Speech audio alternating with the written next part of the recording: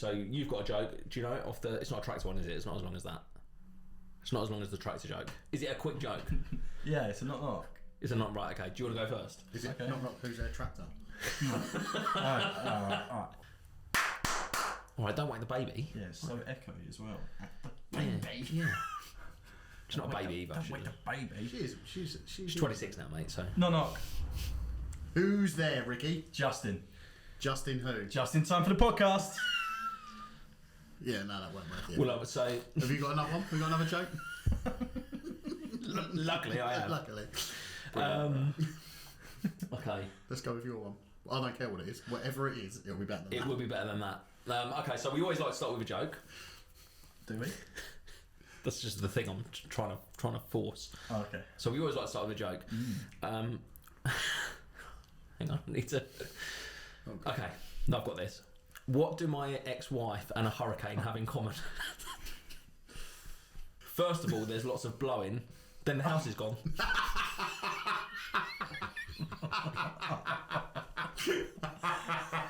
Yes, definitely. I don't know if that's too close to home. No, let's use it. Let's What use home? it. I like- What home? I've been living in a garage.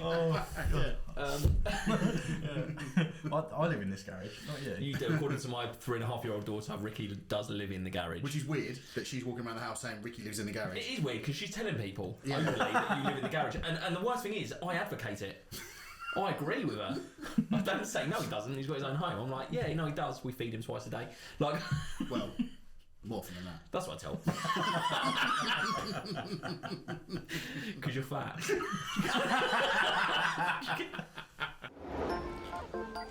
Wow, that looks really cool. Great, that neon sign looks so cool. Is that a studio space for us? It is. All of that for us. For us. Wow. Good job. Welcome to this week's episode of 2.5 Friends with me, Dan Lawrence, newly single. Not by choice. So it doesn't matter.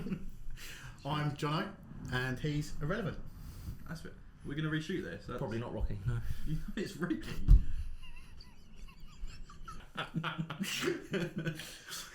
Which leads me on nicely to this week's episode, which is all about our Bullying. bullying / comedy heroes. Exactly that. Well, me and Steve want to. Do I call you Steve or Jonno? It's not like I've Stuart. outed your name, but I don't want them to know. Stuart, isn't it? Just at football now, everyone calls me John. John. Yeah. Oh, that's what you've come up I with. don't. Yeah. Yeah. I've been calling you Jonathan. I'm trying to get it to catch on. Stuart Skinner called me about 5 weeks ago, and now everyone keeps calling me What, John just because they you- heard him say accidentally John. So, what? You didn't correct him? Yeah, You did correct him. I did. The correct moment him. you know, the moment you correct someone and say you don't like a name, then it becomes your name. I've been trying to. No, I'm not called Big Cock. I'm not called Big Cock. Which is lucky why you've never been in that situation because no one's literally ever called you that. But I worked with a painter who when I left, one of the boys said, "Oh, it's been really good working with you, Steve," and he went, "Your name's John."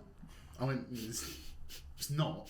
My friends call me Jonno," and he went, "So it's not John?"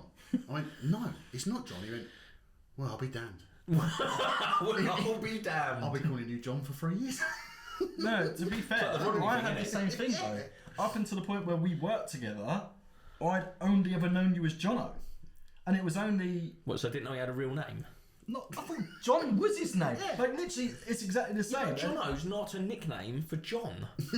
It's longer than the name John. Yeah, but it's still it's Johnny? still a nickname. I still think, of like John might be short for Jonathan. Jonno would be also short for Jonathan. So What is like, your nick? Because you haven't really I got don't a have nickname, one. have you? I don't have one. And my mum actually listens to this podcast, and she. So she'll know your nickname isn't Big Cock. She'd have had you in the sink washing it. Who do you think started it? What the frick? Stephen Mulhan. I don't know what's worse out of the two. Mate, Stephen Mullen played me like a trumpet. But no. I don't know what Stephen Mulhern's ever done to us. You've attacked him every single I episode. can see what he's done to him. Oh, what a day. But yeah. So, but no. What was I saying? The fact you haven't got a nickname. Yeah. Oh yeah. So when I went to school, obviously my name is Ricky. People would say hello, Rick. My mum used to fucking tell him off. His name's not Rick, it's Ricky. His name's Ricky. So throughout my whole life, if anyone's called me Rick, I'd usually either tell them it's not Rick, it's Ricky, and that's it, and just basically tend to do one and don't acknowledge it.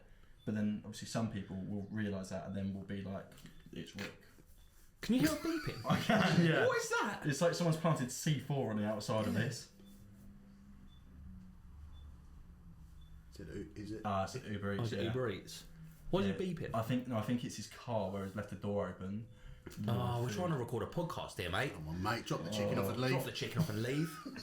So maybe we need to come up with a nickname for you. Big cock. No. Laid the foundation. That's it. No. Oh, well, they do say it's got to be relevant. Similar to like, you know, when it's like Lil Wayne, but it's not Lil. That's a bad example actually. But someone like prison people. Yeah. And like, oh yeah, like Big Dave, Big Dave, and then he turns up and is a midget. It's the same as you. You're like, yeah, Big Cock's coming. Then. So just to confirm, we've got 2 votes for Big Cock. I don't care of the context. I'm just happy to be Big Cock. I never thought. Also, I can't go around. If you were in a park and with my daughter, and I'm like, and I have to shout, Oh, you're Big Cock! Yeah, I'm like, because Harper might be in danger, and then I'm like, Big Cock. I can't do. Obviously, I can't do that. The thing is with nicknames, is If you your can nickname- choose when to use them. I wouldn't be getting married. It's like, oh, I had Big Cock. Like, you know. I take Big Cock.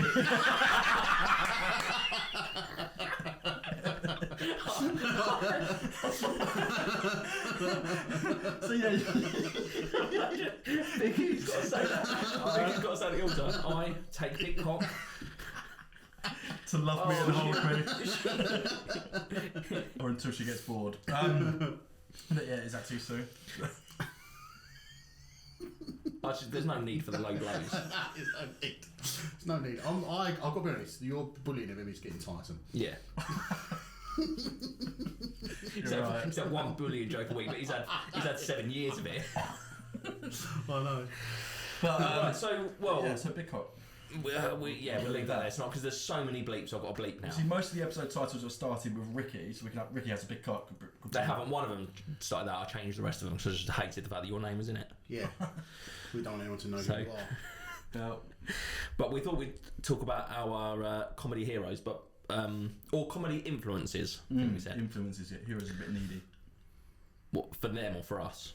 No, you can have heroes. Why can't you have heroes? Only at Christmas. Oh, yours are my chocolate because it's again, 'cause you're fat.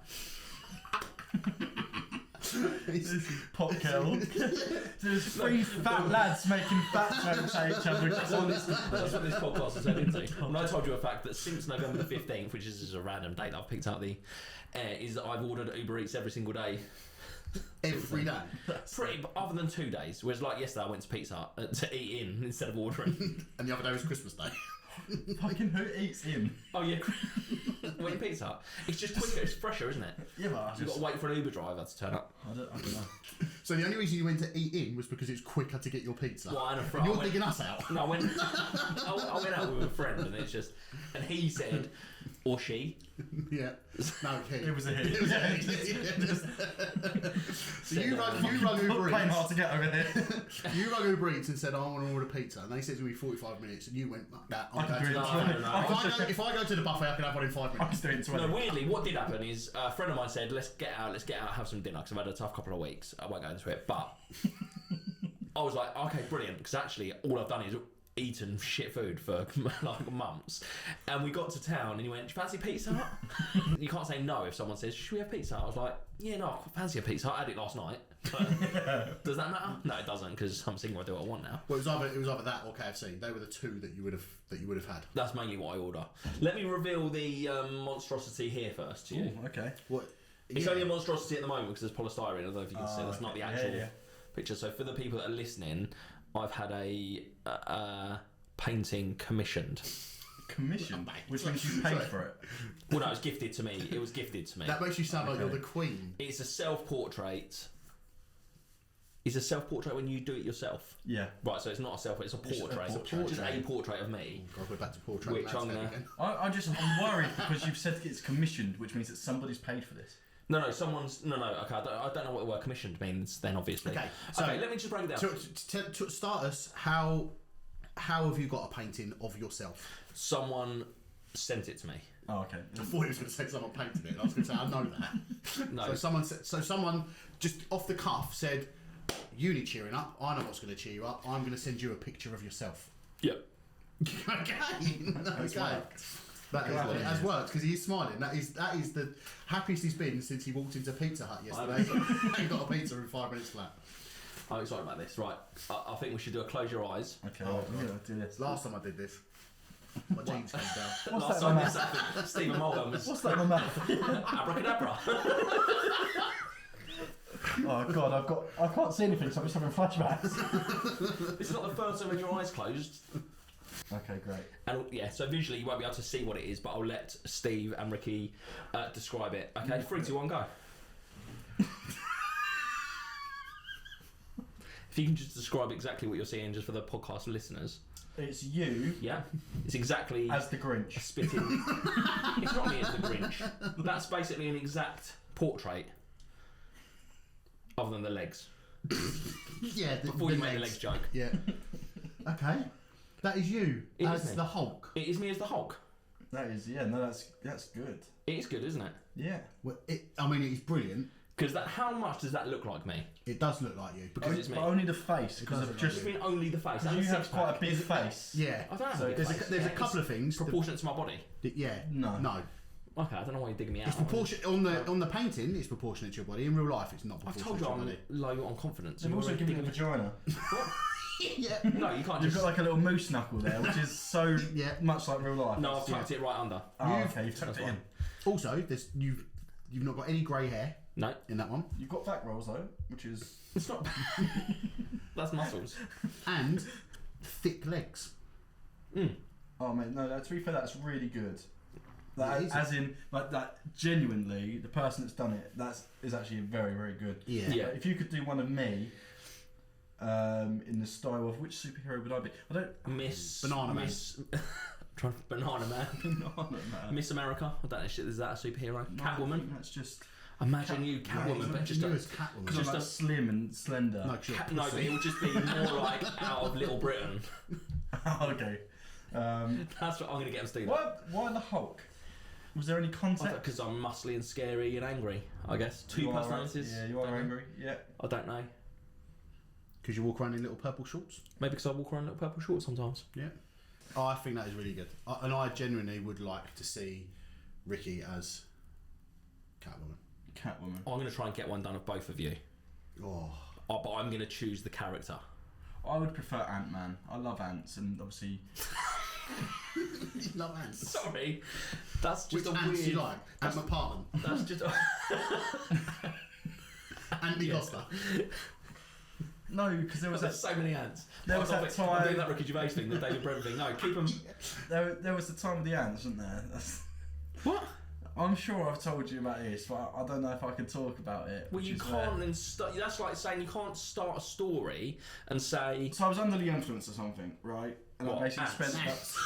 spent the whole night researching ants and learning about ant pheromones. Oh, you have told us this. It's exactly that. Yeah, so yeah, I yeah. feel like now I like have an affiliation with ants. You don't. You So just you Google feel it like for 4 you're hours. Ant-Man, There's no ants don't know you exist. Yeah. Depends on which ones. Probably the Unless- same reason unless Anne you has an stood on them. affiliation with Swedish girls with big boobs. What did you say? Saying. So, I didn't even hear it. yeah. That's why Dan has an affiliation with Swedish girls with big boobs. Because he spends all night researching them. Yeah. Right. But it's not funny if you have to explain the joke. No, I know. So this is quite an interesting transition because this is where our comedy is slightly different. Well, we're funny and he's not. Yeah, based on that's it. You can end the podcast there. We're funny or not. Simple as that. The reason we thought we'd talk about comedy is 'cause I've been really depressed for. No, I'm joking. No, I'm really happy. What triggered it? Yeah. Ants. Sudden burst that came from nowhere. No, but we've been saying to Steve. We've been sorry. I don't know why this has happened. I don't know either. Right. We've been saying to Jonno for years that you should watch The American Office. Yeah. And every time he's like, no, you tell it. I'm telling your story. I don't generally find American humour funny. Well, you want to insult the whole of America, do you? Yeah. Okay. All of them. He's attacking all content creators. You're attacking the whole of America. Yeah. Surprised the podcast's still going, to be honest. Well, They are cunts. Don't. Do we bleep that? Yes. I have to do the editing. You know I have to bleep that. That's right, you've got nothing else to do. Go on. Yeah, so I don't find American humour funny. I've got to write jokes about your dead dad. Also, sorry to come off of this, I went for dinner with my sister, who we share the same dad, and That's weird. She said, She's your sister and you share the same dad. Yeah, Did she know that? She said, "Oh, I've been listening to your podcast." Oh no! And like my heart dropped, and I was like, "Oh, there's quite a few jokes in there about dad." And she was like, "Oh no, they're hilarious." Oh, perfect. fantastic. We'll keep them up then. So yeah, Well, just to interject again, I've got and this is one step further than us taking the mickey out of your dead dad and the banjo and the ukulele, whatever it is.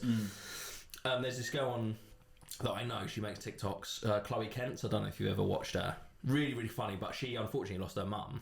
But she opened up about losing her mum and basically said she wasn't ready to stop having laughs with her mum.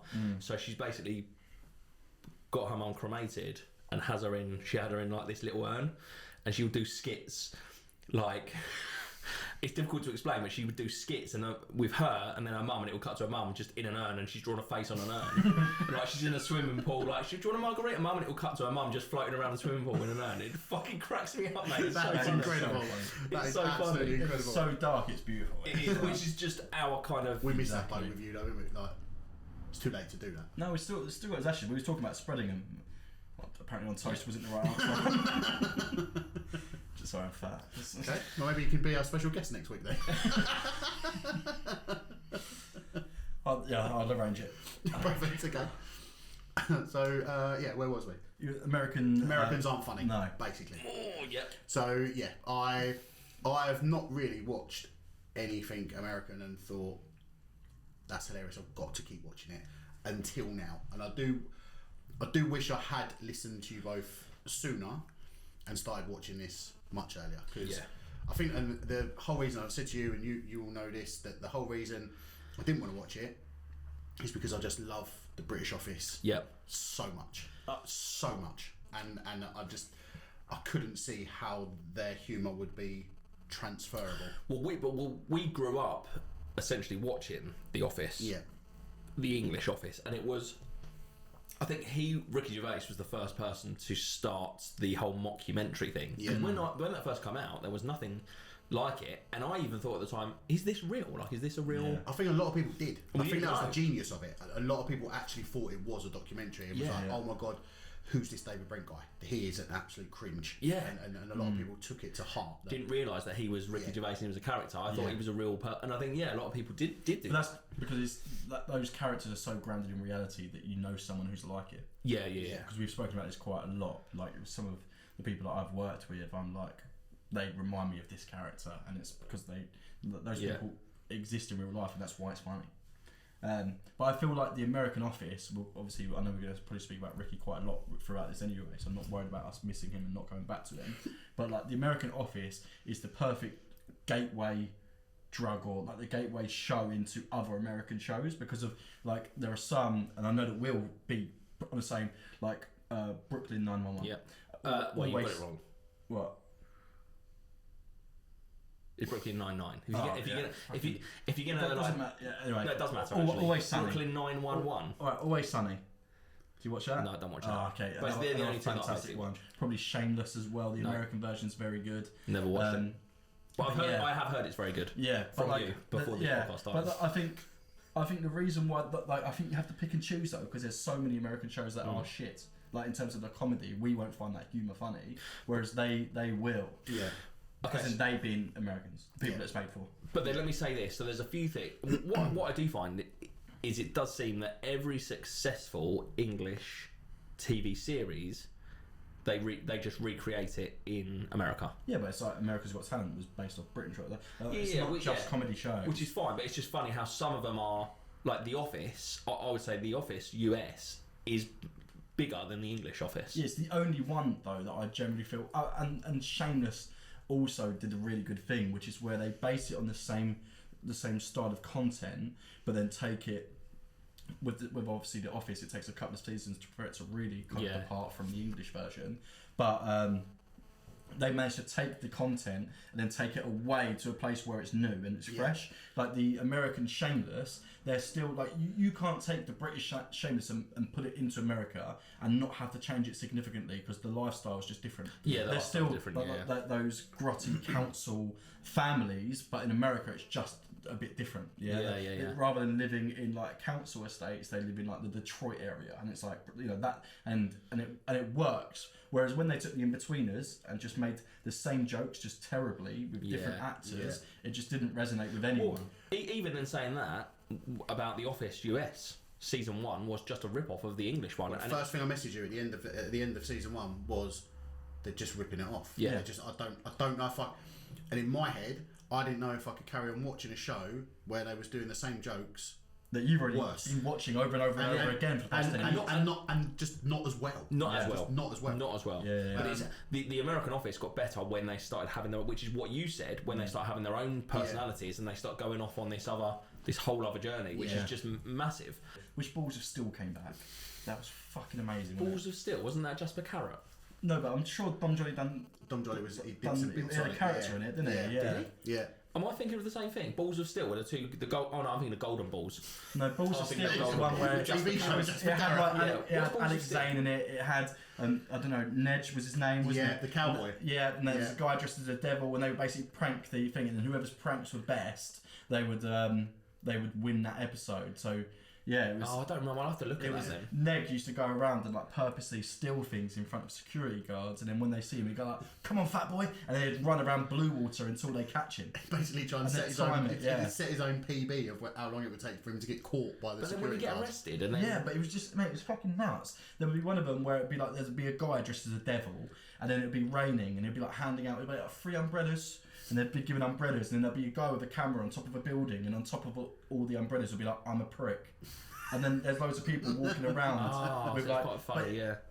It was some of the best. Alex Zane would do like a fake show, like a fake quiz show, and get like really brainy people on him, and they'd be like, "Who is the Queen of England?" And they'll be like Prince Elizabeth II, and they'll be like, "Wrong, Prince Albert," and then they'll be like, "No," and they'll be like, "Next question," and then you just see him getting really frustrated. This is when we've done this. We're watching a couple of clips on YouTube because I just need that part of it. We're really on a tangent now, but yeah, that was so good. It was so good. Yeah, I've not heard of that one. Yeah, but yeah, what I find, like, I think we're going to talk about who is our comedy influence, but I think all the comedies that I generally really like watching and kind of get into, they always have like it's almost like anti-hero comedy. Like if you think we all love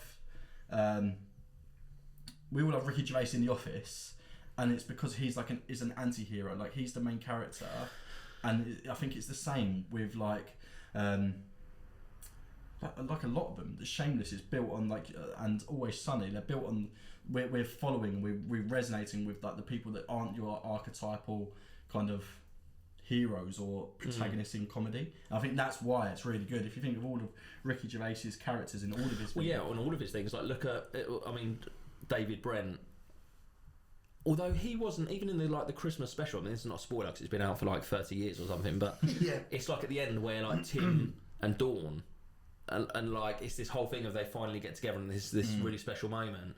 But then in the Christmas special, it's like Ricky Gervais or David Brent goes into, doesn't he go to like the Big Brother house or something? And he does this speech, or was that in Extras? No, that's in Extras. That was Extras. Yeah. But again, even in Extras, then he's this becomes this big character and he's just humbled. Yeah. Or Life on the Road, where he like gets the girl at the end and he's walking out about the coffee and things. But it happens in the office, doesn't he? Like he gets the last little bit is when they interview the woman that he's taken on for the date, and she's like, "Oh, would you like to see him? Would you like to see him again?" And she's like, "Yeah, I think I would actually." And but even that, you can see him in the background, like he's like looking from behind the wall, but like. He's done nothing but make you cringe, but you know he's got a good heart. He just doesn't know how to portray that. And but there's a decent guy in there. I love that bit where Chris Finch is like telling a joke or like mugging him off about the football with that other boss that I hate, by the way. Yeah. And he's like, "Fuck off, Finchy," and he walks off, and I'm like, "Yes, yes, absolutely." But I think a lot of those characters, like the ones that we really like, are those people that they're really, really cringy, or in some cases quite horrible or stupid, but you can't help but love him anyway. If you think of Staff from Staff Let's Flash, yeah, love that. Like he's a lovable idiot. Yeah. It's like, but even people just do nothing. You've got Oh fucking what's his? Have you watched Staff Let's Flash by the way yet? No. Watch it, man. It's so good. This is not. If you trust that you've trusted us on the American. If you trust us on the American I did. Office, it took me 5 years to trust you. I know, but we've been going on about this for years. I'm trying to think, people just do nothing. Adam Mustafa, who's his character? I can't fucking remember. It's really annoying me. MC Grinder, yeah. MC Grinder, like he is a. We should call him Grinder. Yeah, but he's a bit of a prick to his missus. Yeah. And like the whole world revolves around him. And the joke is that his kid isn't his. And it's like every single time it happens, and he says like, "Oh, hello, Angel," like, because he's still a good dad, but you just can't help but feel sorry for him. Yeah. And you're kind of like, mate, how can you not kind of see what's happened? It's really clever writing, actually. It's isn't it, when really, you think really about clever writing, but a lot of the time, we shouldn't care about these people, but they're written in such a way 100%. where we genuinely do. Like, I think People Just Do Nothing is really one of those shows that you could watch it and not think into it too much, but then sometimes when you do sit and deep it, you're actually like, this is such good writing. Yeah. You think about like Steve's with his nan, when his nan dies, and he starts to think that a baby that was born on the day that his nan dies is his nan, and he's like, "Hello, nan," like he's got this little baby, like, "Hello, nan, how are you?" Well, who's the first person you remember, or the first show, or that you remember watching and thinking, "I love this. This is hilarious." There's probably it's really You want to say me, difficult. don't you? Definitely not. Although I did see your videos before we met, didn't we? Yeah, I'm a pretty big deal around here. Yeah, I think again, I've never. That's the only downside of letting him do the editing. He puts in whatever he wants. But where's that guy gone? Ricky just blurted out. Yeah. But yeah, like I think for me, I really struggled because when I was younger, I used to watch things like Balls of Steel and find that funny. Like I didn't really watch scripted stuff. Yeah. And my humour, a lot of it was through Vine and stuff like that, which was just little. But then I wouldn't necessarily say that any of those Viners I found particularly funny, and I had no affiliation with one. Like I didn't watch one and think he's fucking funny, I need to watch all of his videos, because on Vine you just scroll. Right, so it's just the concept of Vine then. But then you can't. I don't really know the concept of Vine. Vine was like a 6-second video. It's like where the likes of Dapper Laughs, Aaron Kraskell, Stuggy, that's where they all honed their skill. But it was Vine was ultimately a 6-second video. Okay. You had 6 seconds, and that was it. So like a TikTok, but oh no, not like a TikTok. It was TikTok, but shorter and funnier. Well, yeah. In my opinion, because you only had 6 seconds, so you had to grab someone's attention, which you don't have to hold it for long. You got 6 seconds, but as a video, can I just say, as a video creator, like Vine was amazing, but I only just started creating in the Vine days.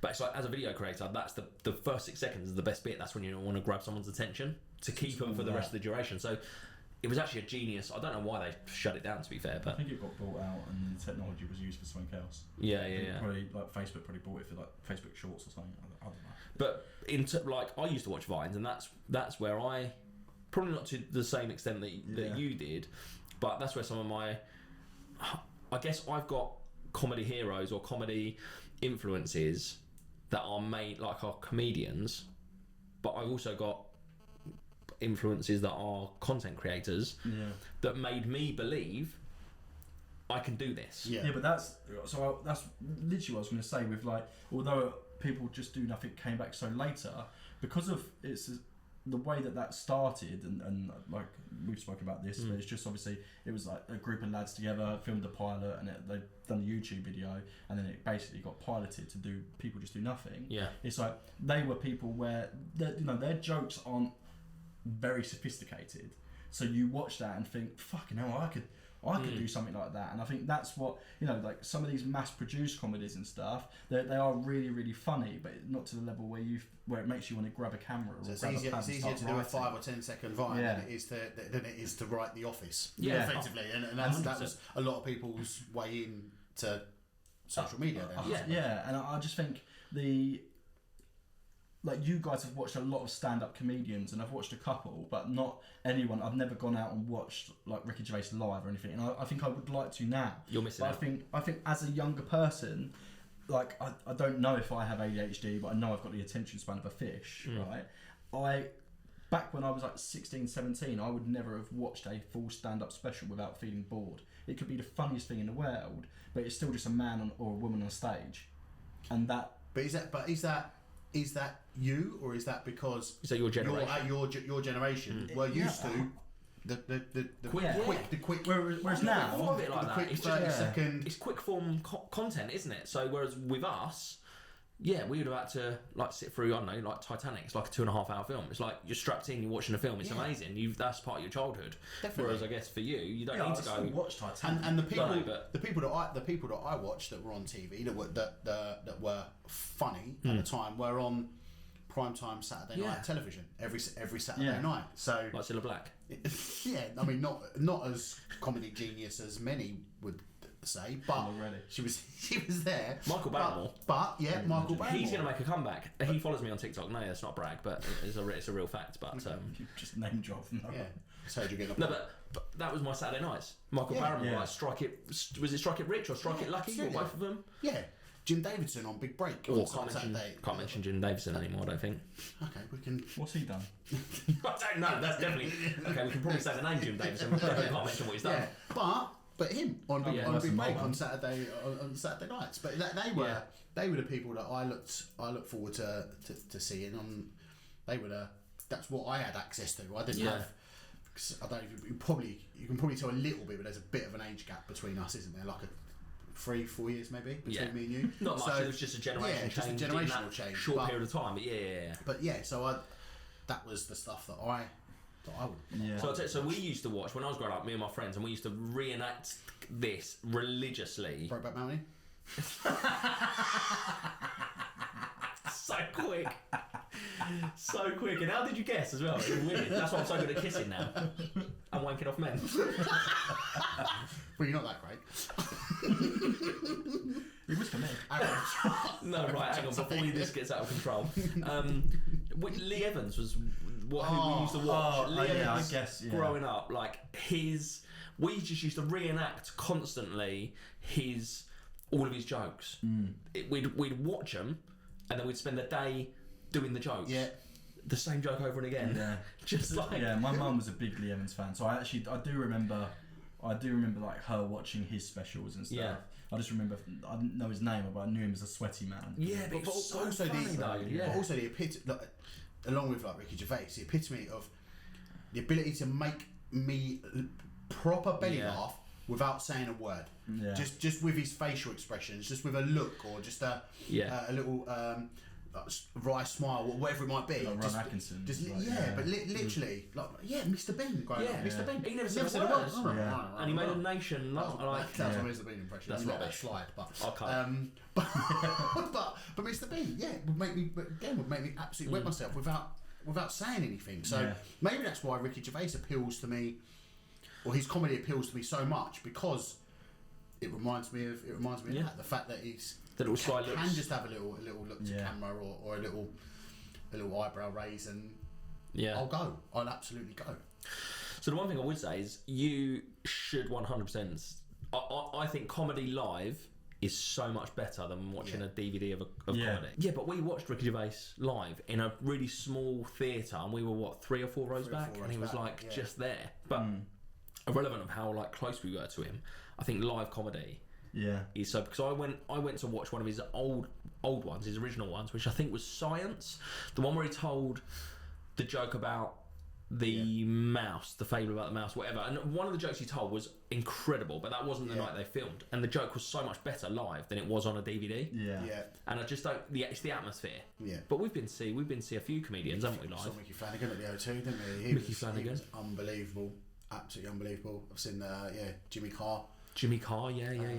He was really good. Sean Locke at Margate. I saw he was brilliant. Sean Locke was a brilliant comedian. Yeah, he was hilarious. His first joke when he came out, and I won't obviously do it justice, so I'm not going to tell the joke, but I'll just sort of say what the joke was. You're just going to tell it. I was going to rip it off, but yeah, I mean, it's Sean Locke, and he's incredible. But he came the first thing, and he wasn't that big at the time. I didn't know really who he was, but a few friends said this guy's funny.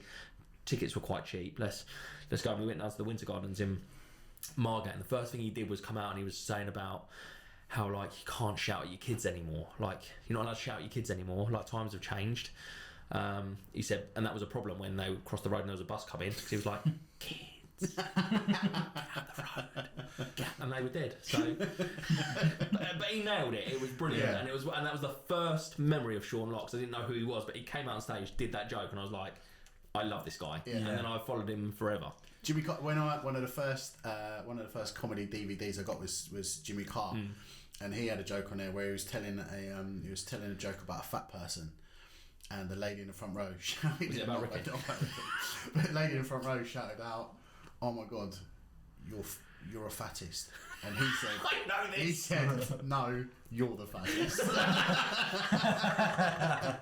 But it was so simple. Yeah. But I remember Yeah. thinking that was one of the best jokes I've ever heard. But it's just the delivery. Like that's what sets them apart. Everyone we have moments of Yeah, jokes that are funny, but to be able to consistently deliver that, yeah. it's just I've been pretty much every time I go out for a night out in London, I always, like, if I go out for a dinner or something, but not night out, I would always try to go into a comedy club because of, like, so You have seen live comedy then? Just so you're saying I you haven't been to like seen- a headliner. Those are people that, so like, they're not necessarily people who at that point were household names. Right, But okay. I've been to like the Comedy Store in London like 4 times. So I've seen live comedy. yeah. See, I haven't done that, and I've always wanted to do that. You see, like people like your Sean Locks and, Yeah. and your Jason Manfords and people like that will say that's exactly where they started. They Yeah. started at comedy club. I watched a thing the other day with Adam Yeah. Sandler, Yeah, where yeah. he said that he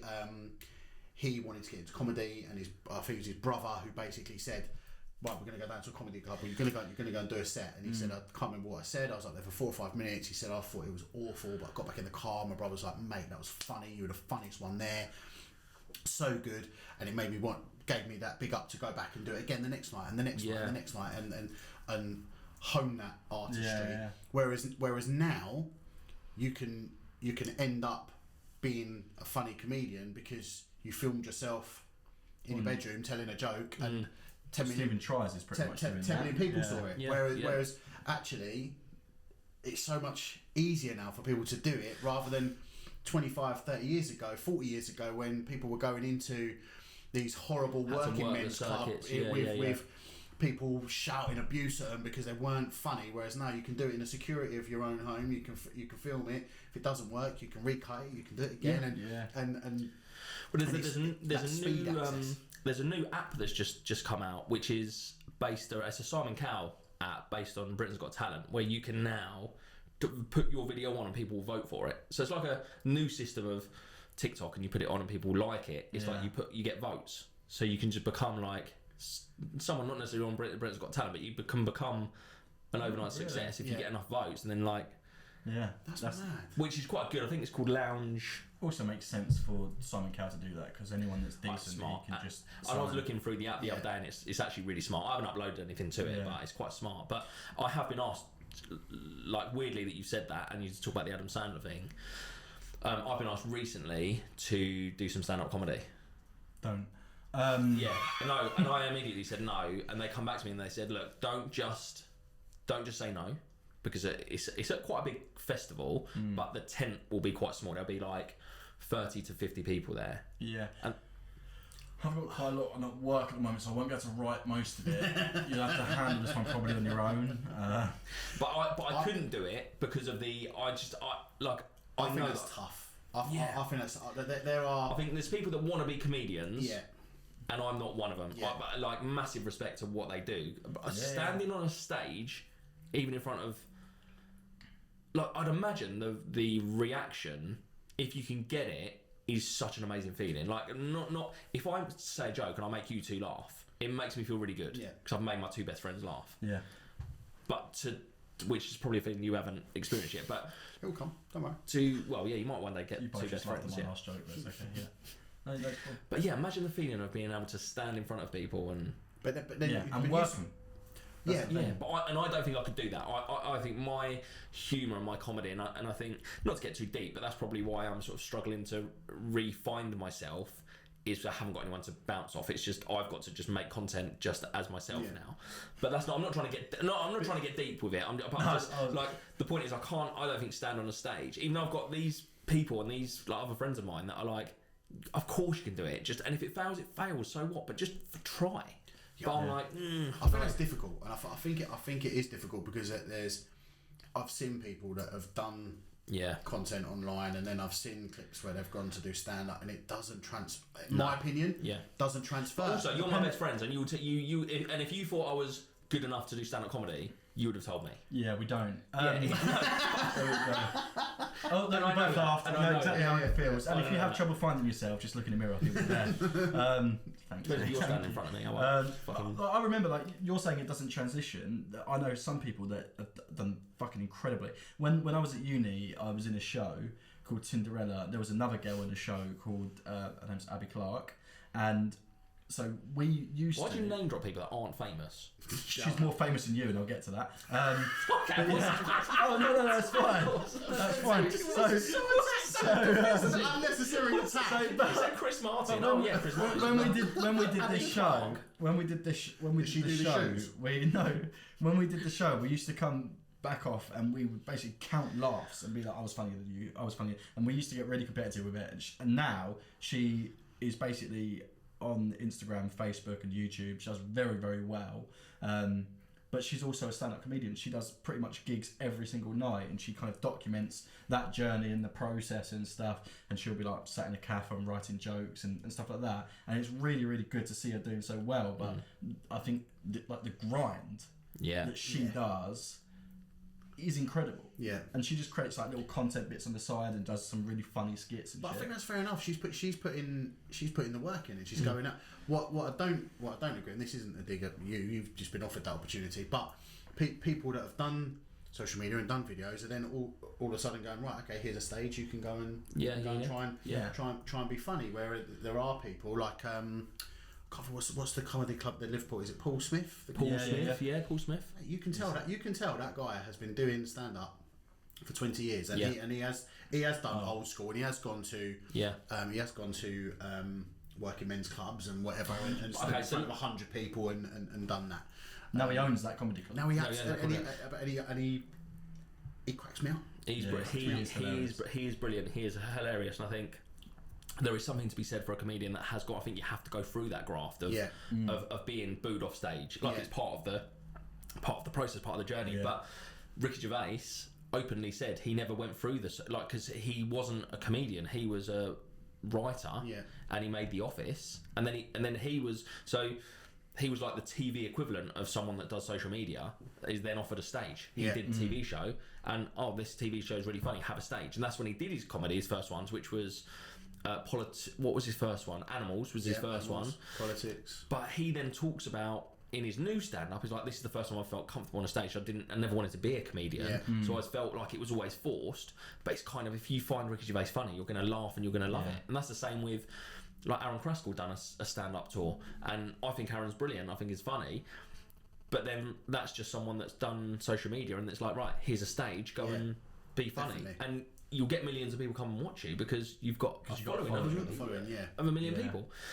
But he hasn't necessarily gone through the clubs and the graft of it.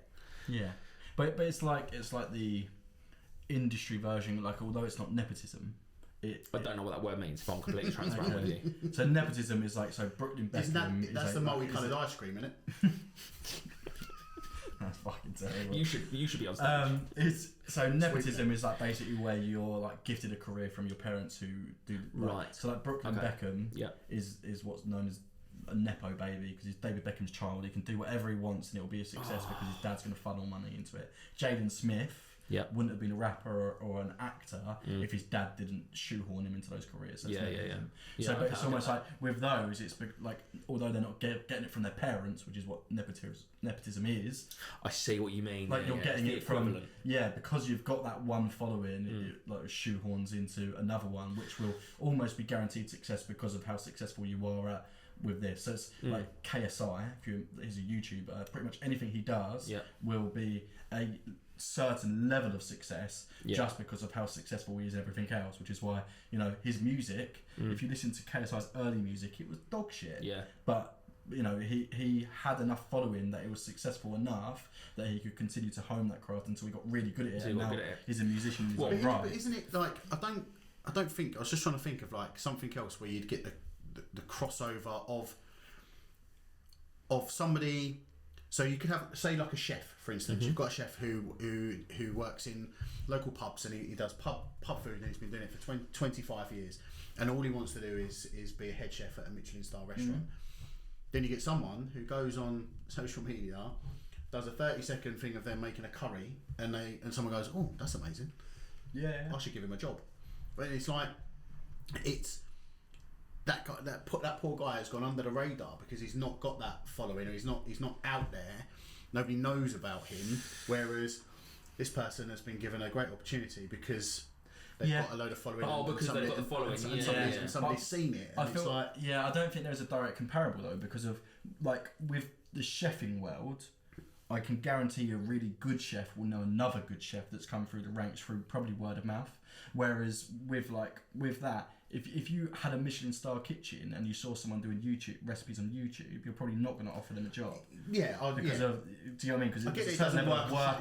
It doesn't work 100%. But I was just trying to think of a way of saying it's you get that opportunity to go and stand on a stage and do some stand up comedy because you've done a few skit videos that have gone viral. But there will be someone like your friend who, I've got to be honest, I've never heard of, but he's going around and doing comedy every single night. Comedy every single night and grafting and grafting and grafting. Yeah, someone else will get that opportunity ahead of her, and just don't know. Doesn't. Yeah. But then, but then you wouldn't have without that, because then if you like, I don't know if this is like exactly the point, but Ricky Gervais, who I would say is the most famous comedian in the world. Yeah. Or is up there. I know Americans are probably... So like Kevin Hart or something like that. Yeah, because you've got some massive, like... But again, even like someone He's like... not a stand-up comedian, though. No, yeah. But no, anyway, sorry. Just because he loves The Office now, he's like, got to shoehorn him in. I don't blame you, mate. We wouldn't have Ricky Gervais if he wasn't given that opportunity from just being a TV star. Yeah. So we'd never have him as a comedian. He's now one of the funniest men on the planet, in my opinion, and probably in a lot of people's opinions. He wins awards and he has more viewers on a Netflix special than anyone else in the world. Yeah. And we wouldn't have that without him having that opportunity just from making a TV show. Yeah, I mean, like Justin Bieber, Shawn Mendes, all those people that started by uploading YouTube videos and getting down from there, I think. Yeah. So let me make this point then, and this is more about content creation. So there's the music industry, and someone will make an album of, say, 12 songs, and they will then get paid millions and millions of pounds. But if you're a content creator and you're posting 2 or 3 videos a week, but you're not earning anywhere near that amount of money, but surely the same amount of effort goes into it from a lot of people. But why is the music industry, why is there so much money in the music industry or the acting industry, as opposed to, I'm not saying every content creator should earn millions of pounds, but I don't know. I don't really know what my point is. Then does everybody in the music industry earn probably that not sort of money? The ones that do will be the ones who have got, I want to say the best voices, but not necessarily. Yeah, but also, not necessarily. Sometimes it is. In order to be able to make that load of money, you need to, in some cases, it'll be nepotism, like we've discussed, but also in a lot of cases, it's through hard graft and getting your name out there. That's the thing. Like if we take 50 Cent for example, I've read something recently, or I think I was listening to a podcast actually, where he basically, what he used to do is he would make copies of his CDs and then basically give them to people that would sell them to CD shops at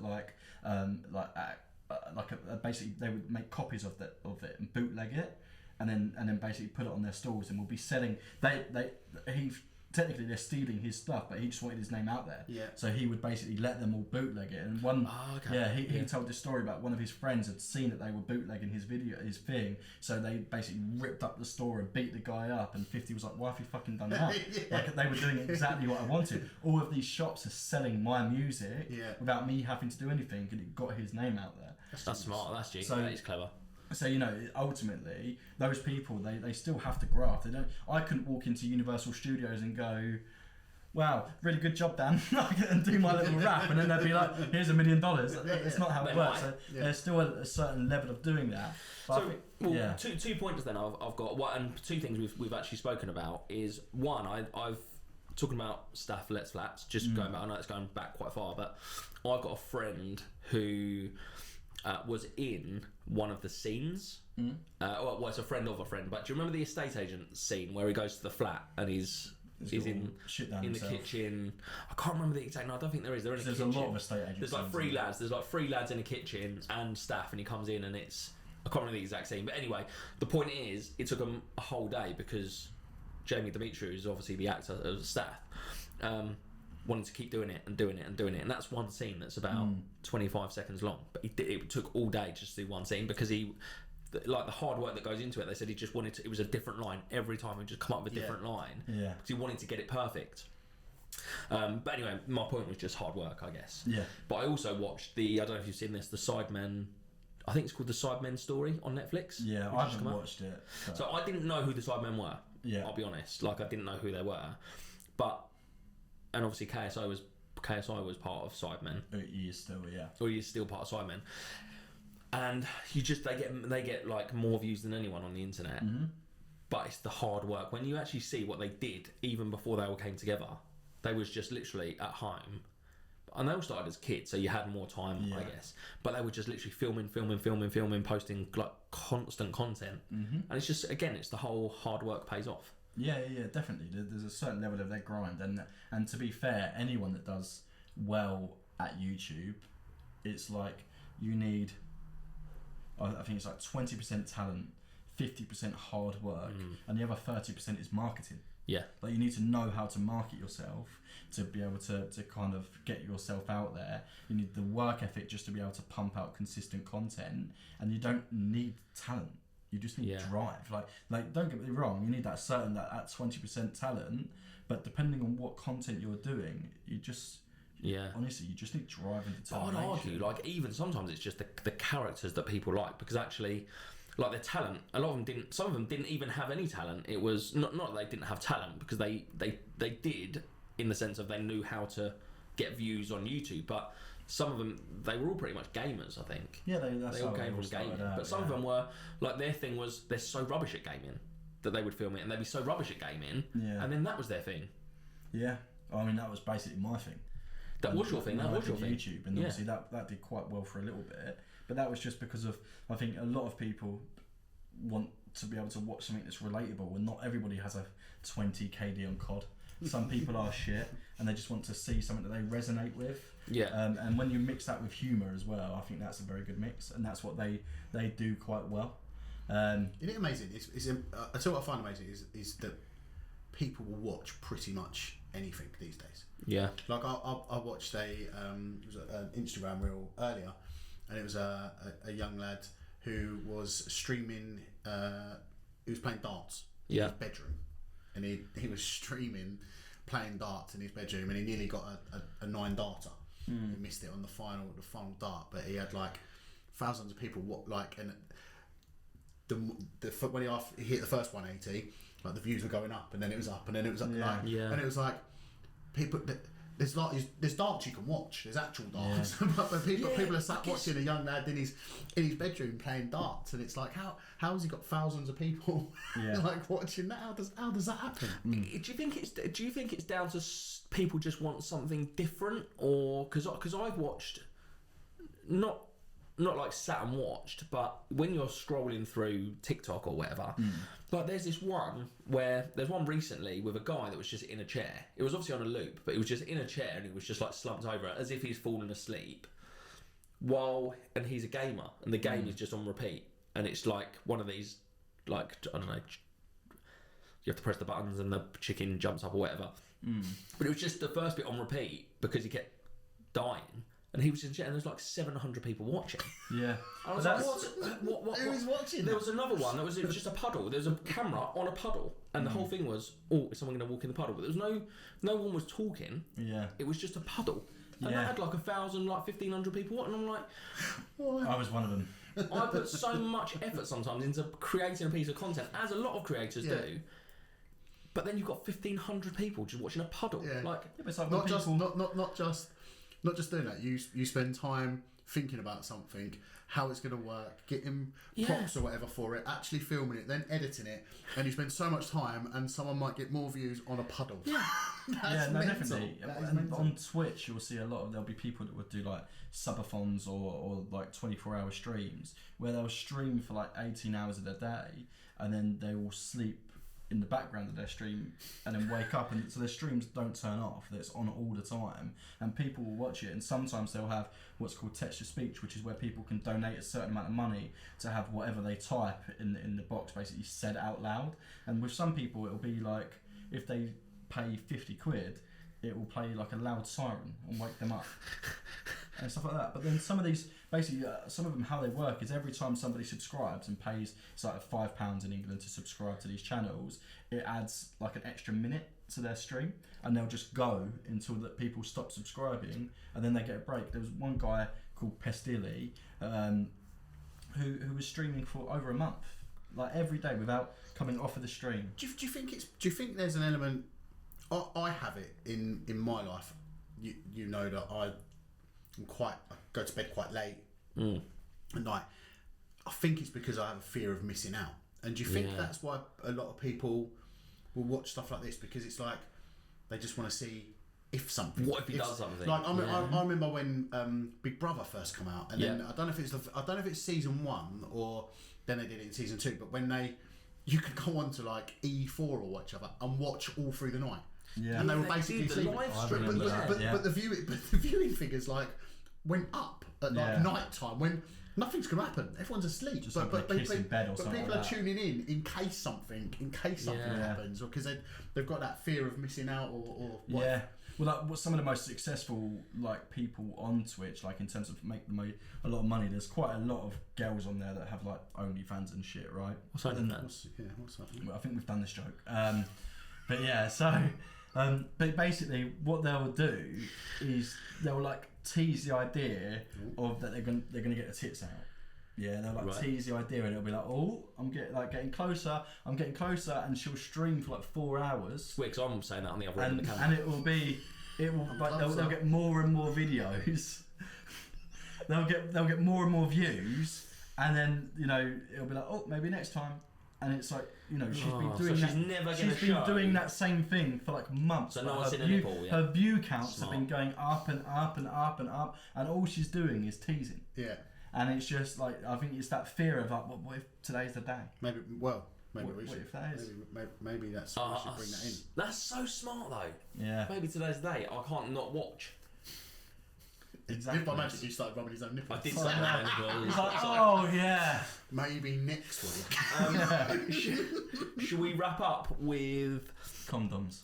With our one of our favourite comedy moments on TV, film,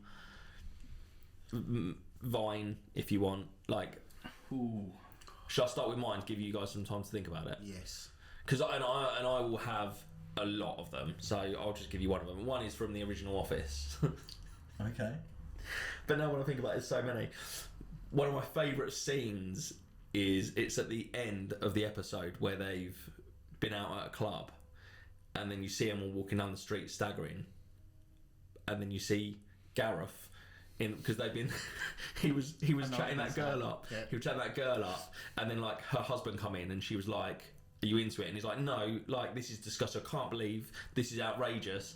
And then like it cuts to another scene, and it's Gareth in, those motorbikes with a sidecar, and he's got little glasses on, but the camera's not even on him.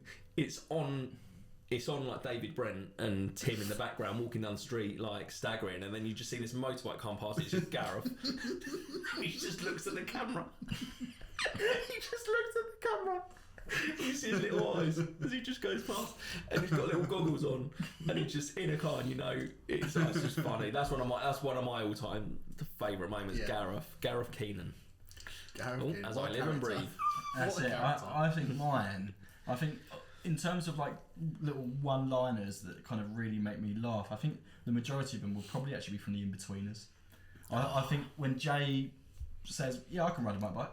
Yeah, all the time. And then he drives it through the shop. Like, I just think that's hilarious. The bit when they go on to Nemesis Inferno, he's like, "We've been waiting fucking hours," and then he gets a cut inside. "No, I'm going to sit in the front," and he looks over and he goes, "I'm going to hell." And then the bit where she goes, is it her mum's just died or her dad's just died? Like, well, it's not quite relevant, is it? Like those lines, I think they are just those little one-liners that just catch you off guard. That's probably mine.